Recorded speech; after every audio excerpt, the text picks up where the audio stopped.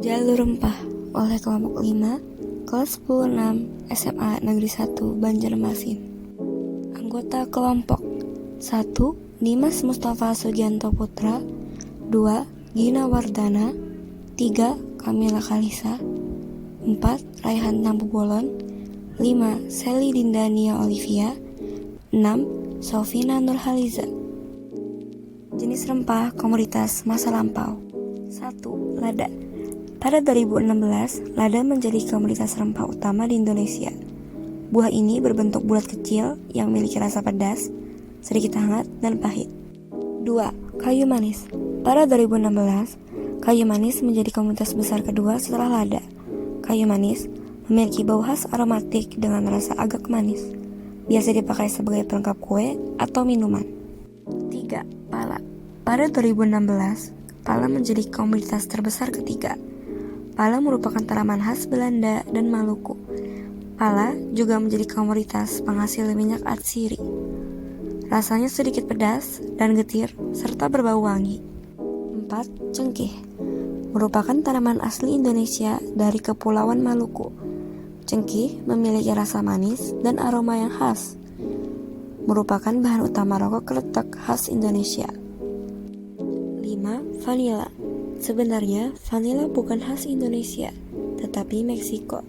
Namun, banyak dibudidayakan di Indonesia. Ekstraknya biasa digunakan untuk olahan kue dan roti, serta memiliki bau yang harum. 6. Kunyit. Biasa digunakan untuk pengobatan, bumbu, dan komponen upacara religius. Memiliki rasa yang pedas dan memberi warna kuning alami pada masakan. 7. Kencur. Rasanya agak pedas dan getir. Kencur memberi rasa segar dan aroma yang khas. Kencur juga digunakan sebagai obat tradisional. 8. Jahe. Salah satu komoditas rempah unggulan Indonesia.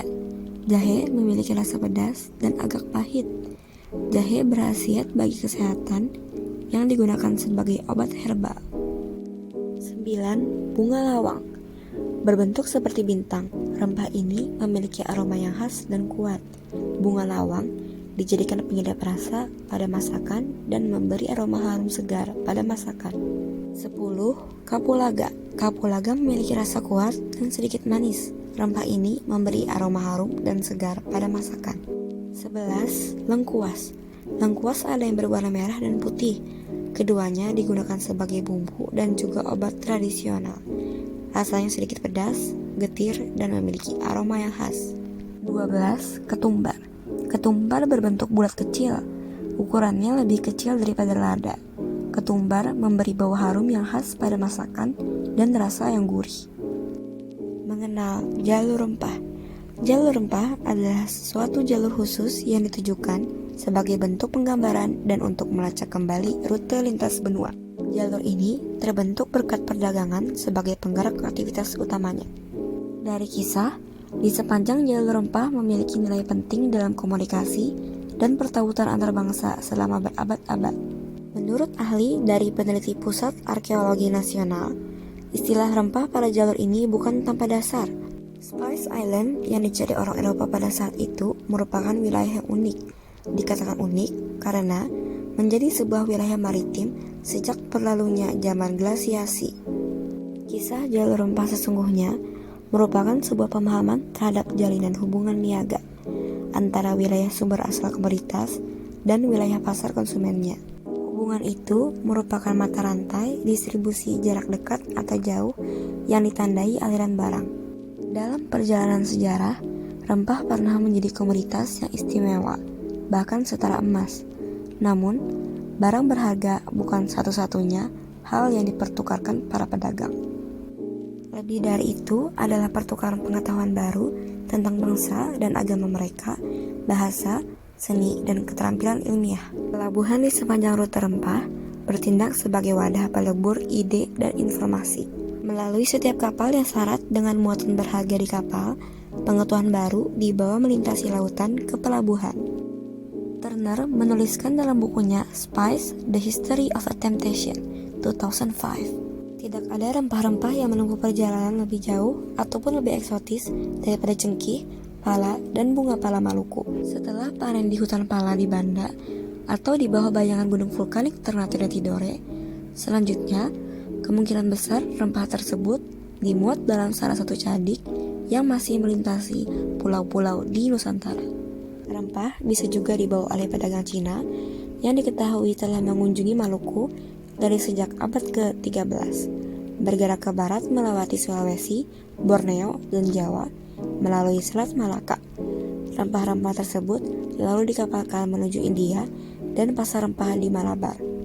Selanjutnya, komoditas itu dikirim dengan kapal Arab menyeberangi Samudra Hindia menuju Teluk Persia atau Laut Merah di salah satu dari sekian banyak pelabuhan tua, Basra, Jeddah, Muscat atau Aqaba. Rempah lalu dialihkan ke dalam karangan besar, menyusuri gurun pasir, menuju pasar pacar Jazirah Arab dan Alexandria dan Levant. Baru setelah mencapai perairan Mediterania, rempah-rempah akhirnya tiba di tangan bangsa Eropa. Pengaruh jalur rempah. 1. Sebagai jalur budaya. Dalam perdagangan rempah di Nusantara, meninggalkan jejak peradaban berupa peninggalan situs sejarah, situs budaya, hingga melahirkan beragam produk budaya yang terinspirasi dari alam Nusantara yang kaya. Berkat rempah, Nusantara menjadi tempat bertemunya manusia dari berbagai belahan dunia dan menjadi wilayah persemaian dan silang budaya yang mempertemukan berbagai ide, gagasan, konsep, ilmu pengetahuan, agama, bahasa, estetika, hingga adat kebiasaan. Jalur rempah menyebabkan berkembangnya beragam pengetahuan dan kebudayaan yang bukan saja menjadi warisan bagi Indonesia, namun juga merupakan warisan bagi dunia.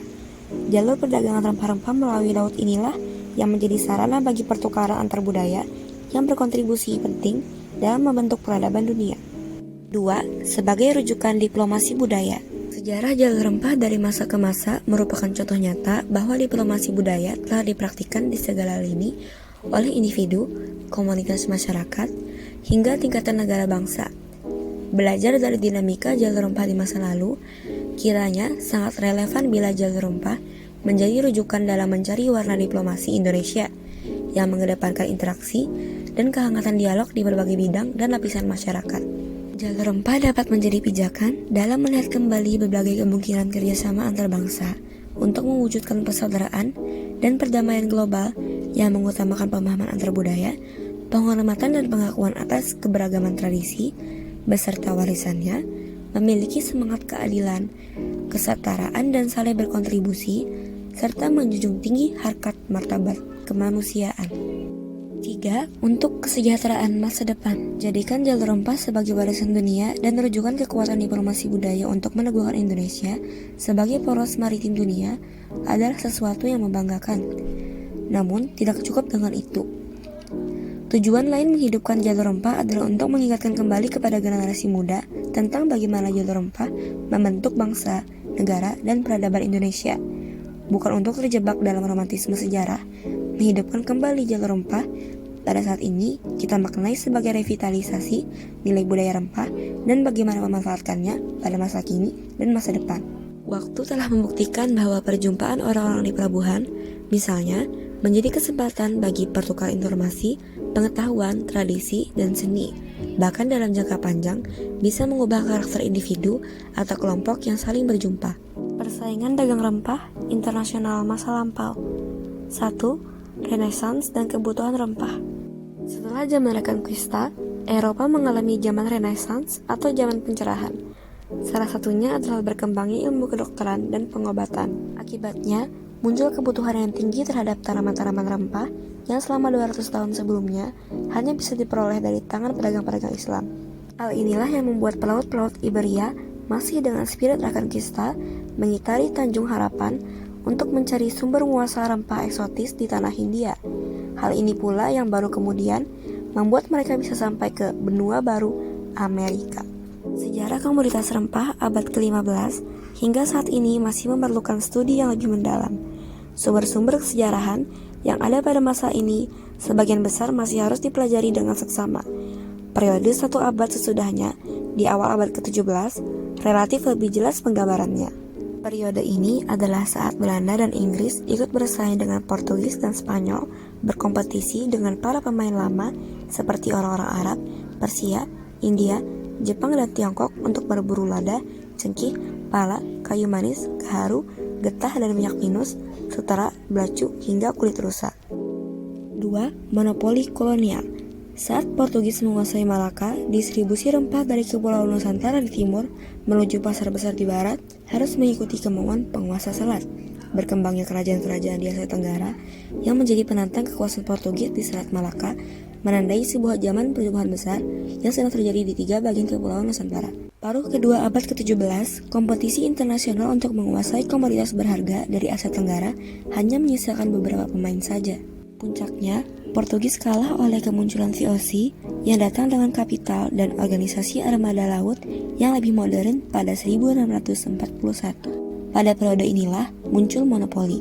Hingga periode-periode berikutnya, VOC yang menjadi perusahaan swasta paling kaya di sepanjang zaman menerapkan kebijakan monopoli dan tanam paksa yang mengubah warna perdagangan dunia.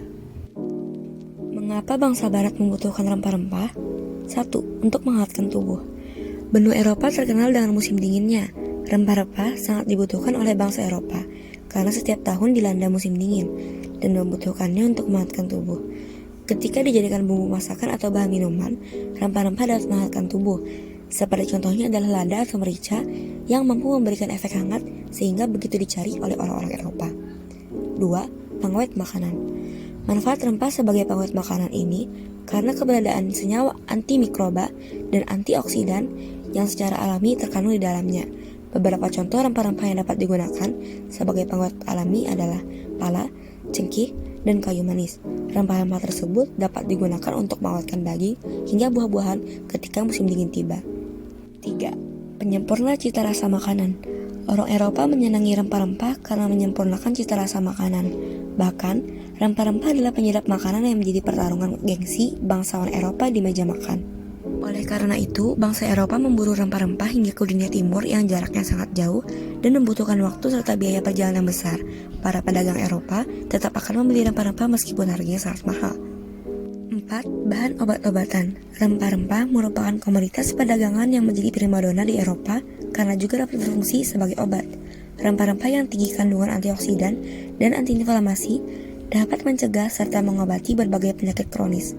Beberapa contoh rempah-rempah yang dapat diolah menjadi obat adalah kayu manis, cengkih, ketumbar, jahe, dan kunyit.